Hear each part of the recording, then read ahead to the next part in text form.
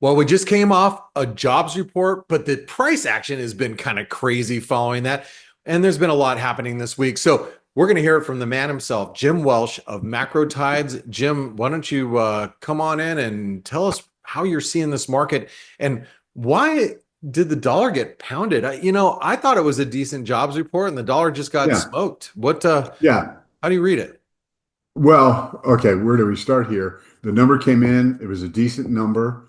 I'm not surprised that it came in as a decent number, because employers are very reluctant to let people go. So despite the high uncertainty, you're not going to let an experienced worker go just because you don't know what's going to happen over the next few months, which is why the jobs number are a lagging indicator.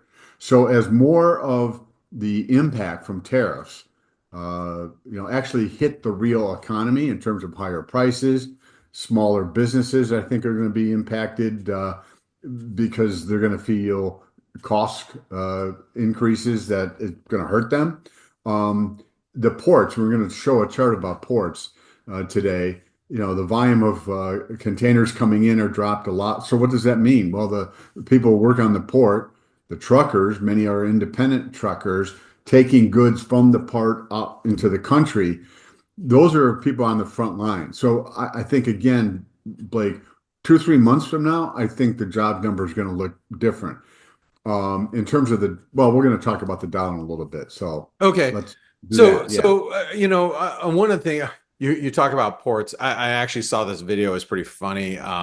Is and my UK team, they were showing this Twitter account, and this lady's like, oh, look at these all these tankers out here, and they don't have any containers. This tanker doesn't have a container, and she was pointing out oil tankers, and Yeah.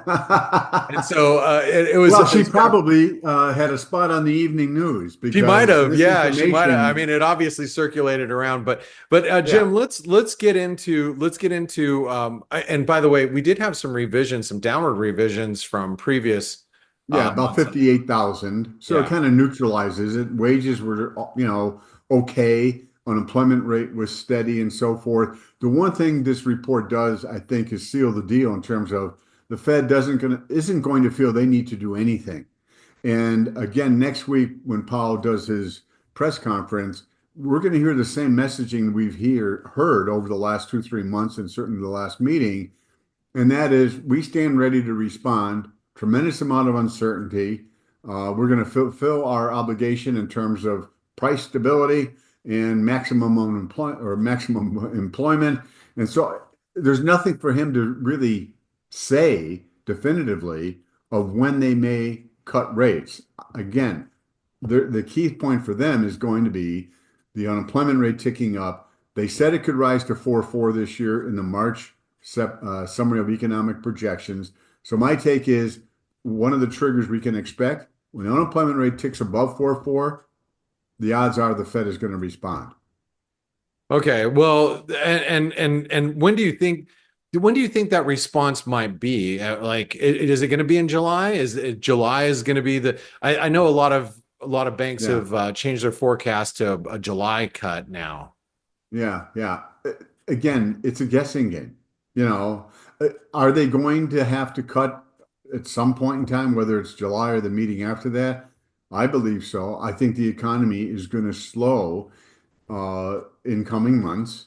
Unemployment's going to tick up. Plus, inflation is going to tick higher. We've talked about this. The takeaway values from May, June, and July for the CPI and the PCE are really low from last year.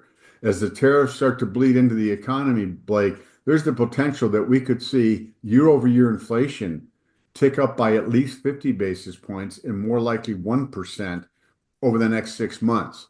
So that's a big headwind for the Fed to act, but I still think they're going to be more responsive to what's going on with the unemployment rate than anything else. All right. Well, let's get in, Jim. Yeah. Let's get into some of your charts that you brought, and let's talk about first and foremost. Let me get over to it. Okay, the GDP. So, explain to us what Yeah. we're seeing here today. Yeah. I mean, there was an awful lot of noise in that report. We talked about it a little bit last week, and you can see, okay, GDP was negative by 0.3%. But in the prospect of tariffs, a lot of companies, people went out and bought stuff to beat the tariff hikes. So when stuff comes in from overseas, it's subtracted from domestic activity because the goods were produced overseas. That subtracted 4.83 points from the GDP report. It's the biggest subtraction ever. I mean, like going back to 1947. So there's never been a bigger subtraction. At the same time, some of that stuff showed up, went into inventories at 2.3 points. If you want to get rid of all the noise between imports, inventories, final sales are a more critical look at what's really going on in the economy under the surface. Final sales also exclude government spending, which shaved like 0.25%. But final sales were up 3% compared to 2.9 in the fourth quarter of last year. So the point being is the media, because a lot of them don't like Trump, will make they won't explain the stuff that's going on with the imports and how that's subtracted and all the rest of that. The economy wasn't as weak as that GDP report implied, and I think proof of that was bonds sold off. If that report was taken at face value by the financial markets, bonds would have rallied. They didn't because most people understand the huge impact that inventories or imports had in the first quarter. Okay, so Jim, now I have to make the assumption here that we are going to see a pretty big disruption in certain items. I forget what the number is, but we only import about 20 some odd percent of our goods come in from China. So I think a lot of people are like, oh, we're going to see shelves that are empty, but it's not like all the stuff you would think. I mean, I think that we could see some disruptions in medical supplies. Yes. Maybe not electronics since they're going to be exempt for the most part, but a lot of little plastic items. Whether it's a teaspoon for a kitchen or something like that. I mean, what you're the next chart you brought is the disruption here Yeah. in Yeah. containers, shipment containers. But how bad do you think it's going to look a couple of months from now? Well, I think you're 100% right that it's going to be spotty. There are going to be some things, if things stay the way they are today, that there's going to be an empty space on the shelf, or there may only be one or two items where there used to be 20. And so that's going to be problematic because if it's an item that someone depends on or a lot of people depend on, and there are going to be some of those, people are going to get upset. So there's a rippling effect that's going to happen the longer this stays in place. And the only point of showing this here is that at some point in time, there's going to be a gap in inventories. As okay, companies got stuff ahead of time. Okay, that gives them a cushion. As they deplete that cushion, all of a sudden we're going to see some issues. And think about it. If there's a part in the assembly line that's whatever is coming from China and doesn't get here, all of a sudden you'll see some assembly lines. Maybe you have to cut back on hours or stop and so forth. So the repercussions are going to surprise some people, but that's 2, 3 months down the road. So, So so it's not going to be like toilet paper like we saw at I COVID. hope not, man. I know. I mean, because you hate. I mean, I just Yeah, I mean, to your point, it was silly, these right? supply chain disruptions will be much more concentrated on stuff just coming from China as opposed to everywhere else. Stuff will be coming in, they're going to cost more, but there will be availability of the product. Okay. So I think you're right. But that's just again, there's a negative impact if you go to the store and they don't have your stuff. You go to another store. Well, I guess they get that from China. Yeah. Well, not now. Well, and even if there is like, let's say there's a trade agreement and they pen it in and kind of make a decision next week. But like in principle, even though Right, it's not all written out. There still is a month and a half of disruptions in there. right. That's like A whole. it's the chain effect, if you will. Yeah, yeah. And what you just said, I think is important, Blake, in terms of agreement and principle.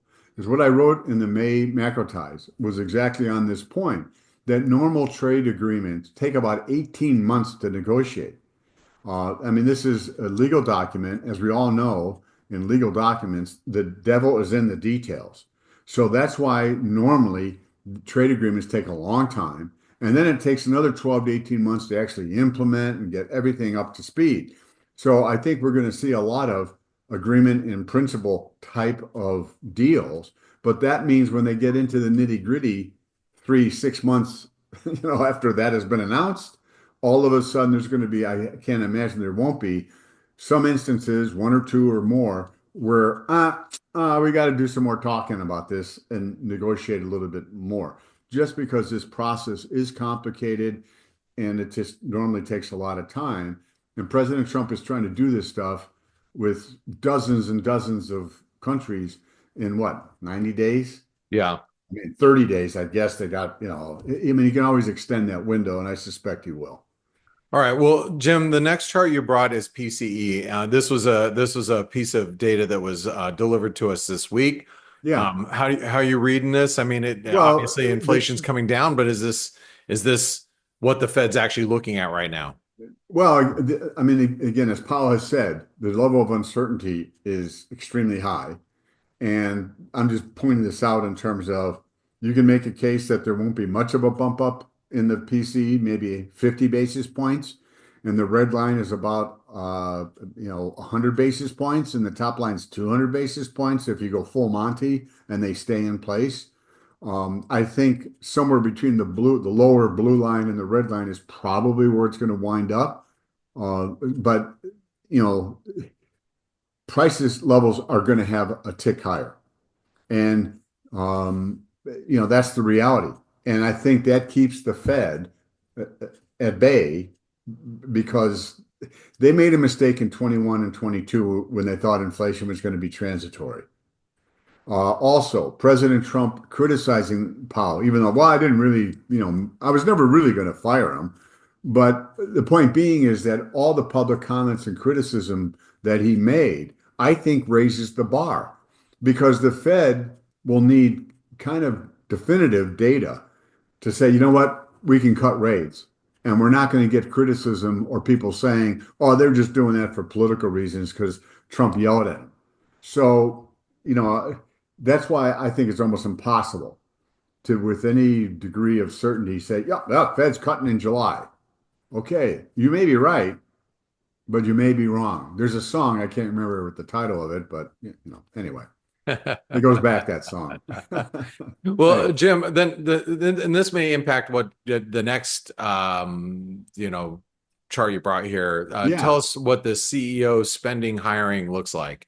Well, this shows surveys or from January, March, and April. And what we can see at the beginning of the year, CEOs on balance, 56% of them planned on increased capital spending. Well, now that's down to 26%. They were planning on hiring more people. 60% of CEOs in January plan on hiring people. Now down to 32%. So this uncertainty is causing CEOs to pull back. Now, once they get certainty, things will change and ideally they'll adapt and move forward. The other thing that happened in this survey, Blake, is that the percentage of CEOs expecting profits to improve dropped a lot. So what that tells me is that companies are expecting higher prices via tariffs. They don't think they can pass them all along completely, and that means profits are going to take a hit. Well, if that proves to be the case, is the S&P, given the multiple it's currently selling at, which I think is like 2021, is the market priced in to a decline in profits? They're actually looking for a huge gain, over 20% in profits in 2026, and I think they're still hovering around 9 to 10% this year. So to me, this CEO survey really dramatizes the problem that a lot of CEOs have. as far as I have no idea what's going to happen.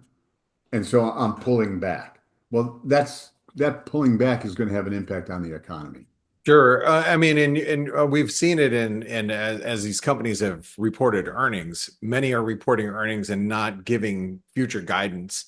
And as one of my colleagues has said earlier this week, he's like, those companies are being punished for doing so, but that's becoming more common because of the uncertainty that you're pointing out. Yeah, those companies being realistic, you Yeah, know. right. So again, but these are the reasons why I think the economy's going to slow. There is going to be fallout from all the trade negotiations, the tariffs, and some of it is just people, saying, you know what, I'm going to pull back a little bit. And that is a reasonable response when you're Sure. dealing with a lot of uncertainty. Well, let's That's, let's talk about the dollar. Speaking of response, let's yeah. talk a little bit about the dollar. And I mean, is the dollar dead, Jim? I mean, it is. I mean, I have to admit, like today's, you got this jobs report, the market rallied, the dollar just. I mean, it has come back as we've been, as we've been sitting Yeah. here. It's come back a little bit, but it really is seems like it's trading very heavy. And a Yeah. lot of people are looking at this big inverted head and shoulder pattern, but they'll, we're losing time. So it's got to make a move now, Yeah. or it just, to me, it just looks like we're going to see a resumption soon. I know you've been looking Yeah. for a bounce. That's why I'm asking. Yeah. Well, basically last week, and the theme the last couple of weeks is the dollar is approaching a very important trading low. It's completing the correction that began back in October of 2022. To put it in perspective time-wise, the decline from 110 and change is nearing an end. And as we've talked the last 2 weeks, I said, okay, I think we're going to get a bounce, but you can't rule out one more dip below 97, whatever that number is, 92. I 97, mean, look at 92. how oversold the RSI got. And that only happens, RSI getting down in the low 20s when the selling pressure is very intense. So I thought we could get a bounce. As it turns out, it looks like an ABC, got three waves up to that high.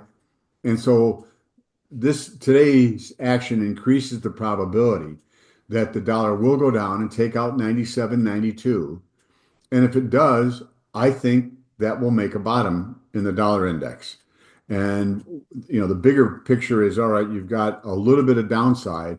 I think the dollar index will rally to 104 to 106, kind of at a minimum. And then potentially, I think a run at 110 can't be ruled out. Really? So, yeah, no, again, we completed a correction that began in October of 22 when the dollar was at 114 and change. Yeah. There should be a pretty good retracement of the decline, that correction. So a 618 would get you, what, 7 points? That's where Yeah. you get the 104 to 106. So that's my take. So the negativity, uh, I think is so high. The positioning, which we talked about last week, did indeed get more extreme. So even more people short the dollar. The only time the short position was bigger was in October of 2023 when the dollar bottomed, I think right around 99 or so, and then promptly rallied very significantly. So again, my story here is, hey, look for a bottom and a buying opportunity.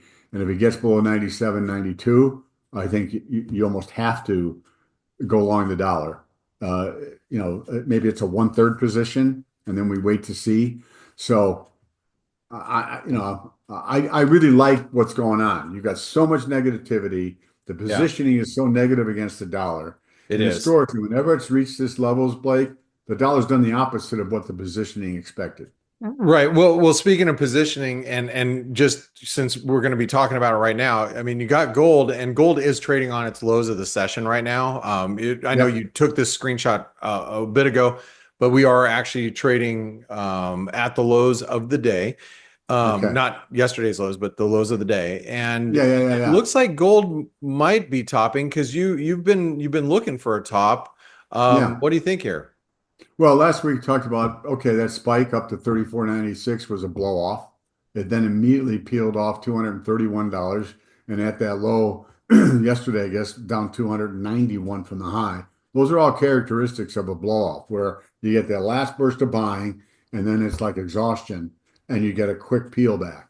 As I said last week, I think gold is going to make a run at 3,100, a run at that blue trend line. There'll probably be a pretty nice bounce. Longer term, I think gold's going to 2,600. Wow. 2,600. I just want to make sure everybody heard that because Well, that, I've I been mean, saying it that's, for a couple of weeks, so you know. yeah, you have been. I just want to make sure I reiterate that because the 2,600, I mean, what is percentage wise sell off for gold? I mean, that's like a 35%, Yeah, it's probably around there. something. I don't know. Well, and where does that number come from? You can see that low at 25.41. Right here. Yeah. So, and that was wave four. And then we had this spike up for what I believe is wave five. It's a big, big And wave. very often, um, when you get a decent sized pullback, it goes back to wave four of lesser degree. In this case, that's 25.41. I'm just saying 2,600 because it's a nice round number. And there's obviously some trading support around 2,600 that existed before this real push got going. Right.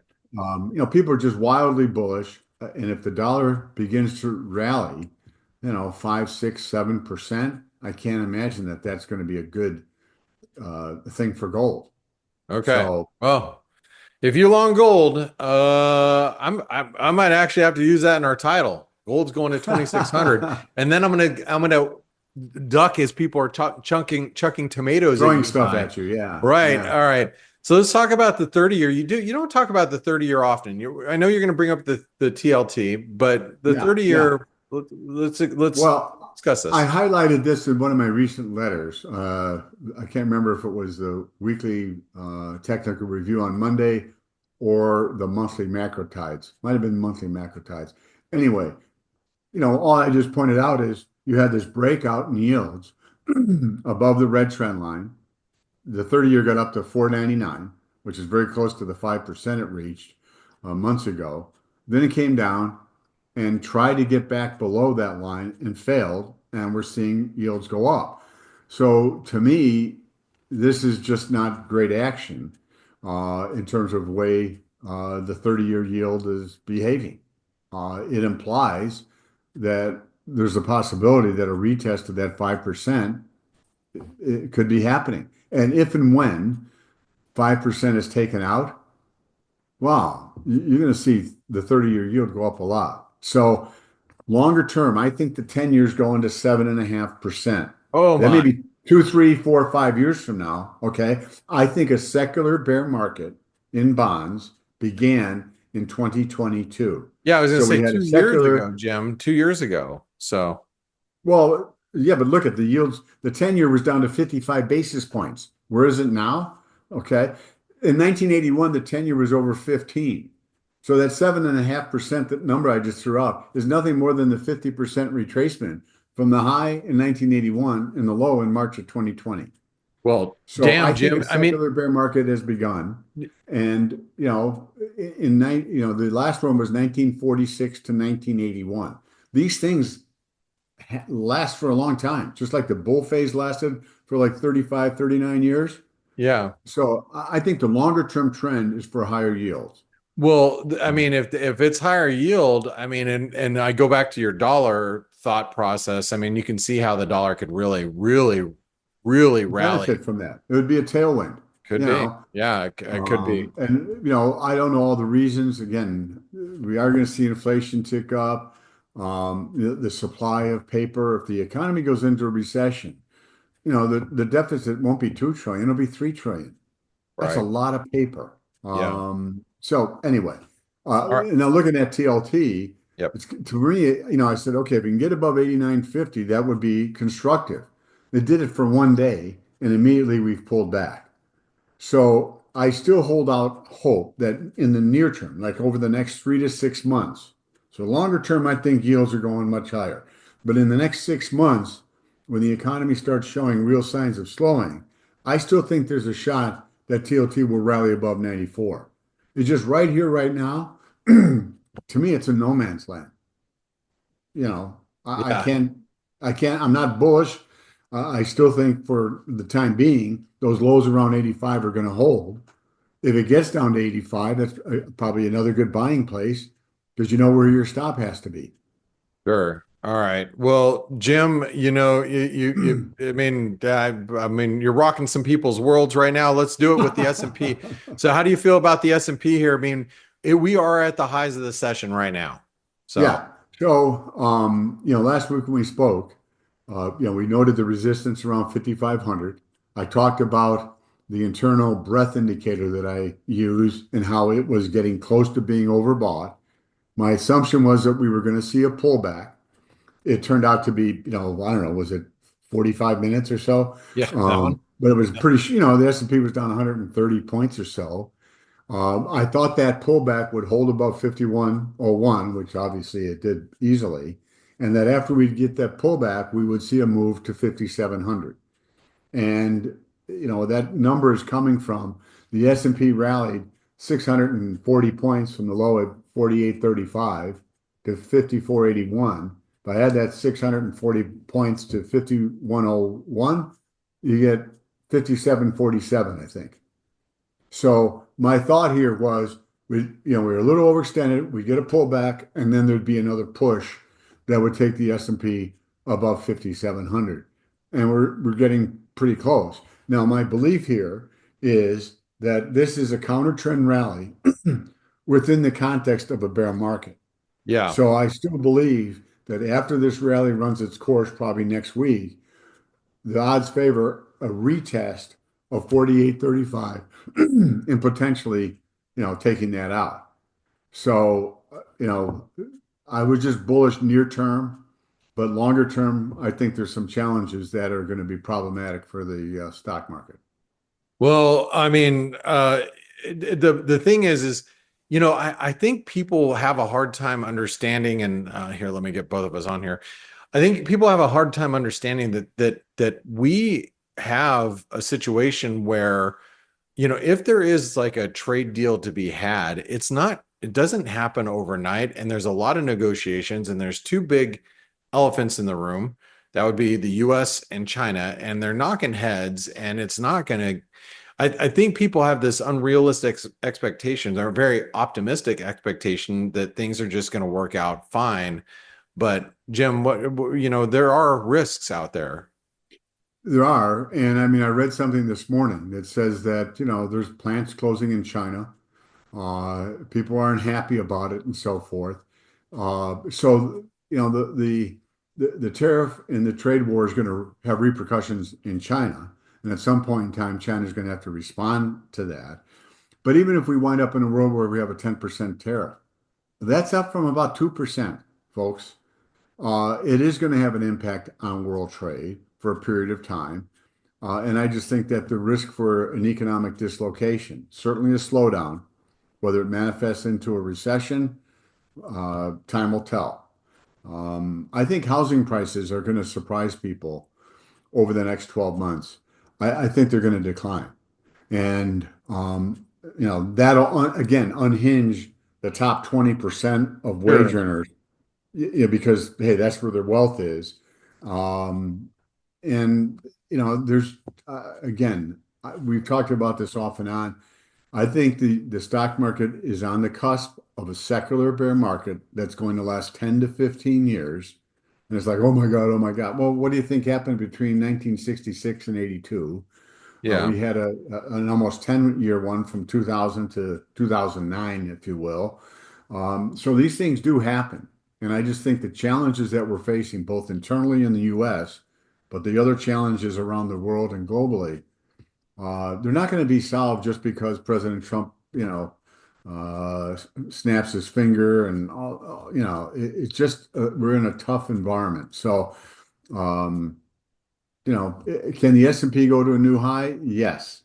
If we get that retest of 4,800 and the Fed starts to ease like, aggressively, you could have you could have a blow off in the S&P like we just kind of saw in gold. But that's Yeah. later this year if Uh, it's going to happen. yeah, and that's one of those things I think a lot of people have a hard time like grappling that with that idea, but you know, Yeah, I we've mean, I seen don't we've think seen it's likely, crazier stuff, Blake. right, Jim? Well, hey, if you're around markets long enough, you see a lot of crazy stuff. Yeah. I don't think that's likely. At the same time, my job is to kind of analyze what's going on and try to put as many, if you will, outcomes on the table and not get married to one idea and stick with it come hell or high water. You can't do that as a trader, as you well know. That's how you get blown up. Yeah.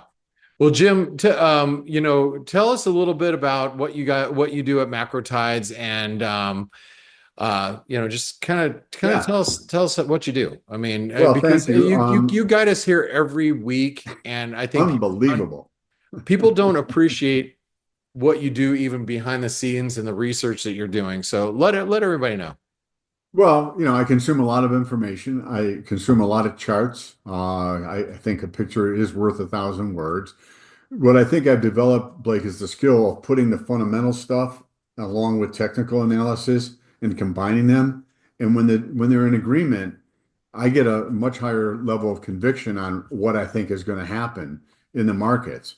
And hopefully, I think we do a decent job of talking about this stuff, explaining it, and I there are nice feedback that we get these videos, and I obviously they're appreciated. People have questions, or if they challenge, I don't think that's going to happen, Jim. I do engage and respond. Um, but we're in an amazing time in history, Blake, and I think people have to be aware that you have to be more tactical. I mean, look at what the dollar has done this year, and then potentially it's going to unwind that sell-off. The S&P was down 21% in what, 4 weeks? Yeah. So I just think people have to be cognizant of there's some big things going on, forces that are being pulled that are going to be problematic for markets. And I love doing this. I love our conversations, and I think we're helping people, and that's a good thing. I hope so. And if you guys think so, make sure you give Jim a thumbs up. Subscribe to this channel so you don't miss any of these weekly conversations that we have. He gives you all this information for free. Make sure you send him an email, request the most recent macro tides.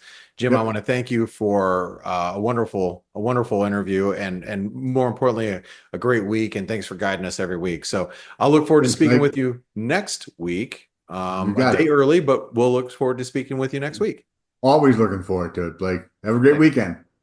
Hey traders, Blake Morrow here. Thanks for stopping by our YouTube channel. Don't forget to like, share, and subscribe to our channel. Also click the bell notifications so you do not miss any of our market-related trading analysis from some of the leading industry experts. Thanks for stopping by. We'll see you in the next video.